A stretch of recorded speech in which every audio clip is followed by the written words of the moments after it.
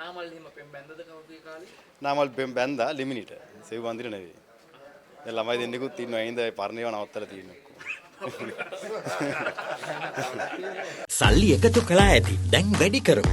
LOLC super saving ඉතුරුම් ගිණුම. ආණ්ඩුව ඔය කට්ටිය කොහේ ගියත් ඉතින් ආණ්ඩුව දැනගන්න ඕනේ, රටේ පොලිසිය දැනගන්න ඕනේ, හොයාගන්න. Tamanට හොයාගන්න බැරුව දැන් මේ ඇංගිලා හිටියා, අර ඇංගිලා හිටියා කියලා කයිවාරු ගහලා වැඩක් වෙන්නේ නැහැ. ඒ වගේම තමයි එයාට යන්න පාස්පෝර්ට් හදලා දුන්නේ කවුද? ඒ ගැන හොයන්න ඕන. අර කන්ටේනර් පැන්නුව වගේත් දන්නේ නැහැ. මොකද පහුගිය කාලේ පාස්පෝර්ට් එක බාර රාජ්‍ය ඇමති නියෝජ්‍ය ඇමතිවරයා කිව්වා එයාගේ ලේකම් කෙනෙක් පාස්පෝර්ට් 17ක් හොරාට හදන් ගියා කිව්වා. හදන් ගියපු කෙනා ඇල්ලුවෙත් නැහැ. හදන් ගියපු කෙනා කවුද කියන්නෙත් නැහැ. ඒ පාස්පෝර්ට් 17 කාගේද කියලා කියන්නෙත් නැහැ. ඉතින් මේ අන අයට පාස්පෝර්ට් හදලා දුන්නේ කවුද?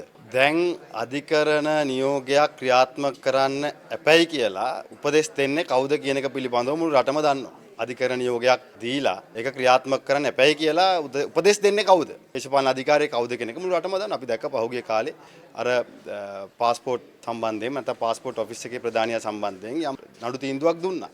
ඔහුට තියෙන චෝදනාවත් අධිකරණ නියෝගයක් ක්‍රියාත්මක කරේ නැහැ කියලා. හැබැයි ඔහුට දේශපාලනික වශයෙන් මාධ්‍යට ඇවිල්ලා ඉහළ මැති ඇමතුරු එහෙම කිව්වා කියලා චෝදනාවක් නැහැ. හැබැයි සිස්ටම් එක දැන් හොඳට වෙනස් වෙලා. වර්තමාන ජනාධිපතිතුමා එකක වෙන එක කාරණයක් තියෙනවා. බොහෝ කාරණාවලදී මම එකක වෙන්නේ නැහැ. එකක වෙන ප්‍රධානම කාරණය තමයි සුම්බුන් එකතු කරලා ආණ්ඩුවක් හැදුවා, පාපිසි කෑලි පාර්ලිමේන්තුව ආවා. ඉතින් ඒ අයගේ කතා බහෙන්, ඒ අයගේ හැසිරීමෙන් දිනපතා ජනාධිපතිතුමා ඒ කාරණේදී හරි කියන එක නම් තහවුරු කරනවා.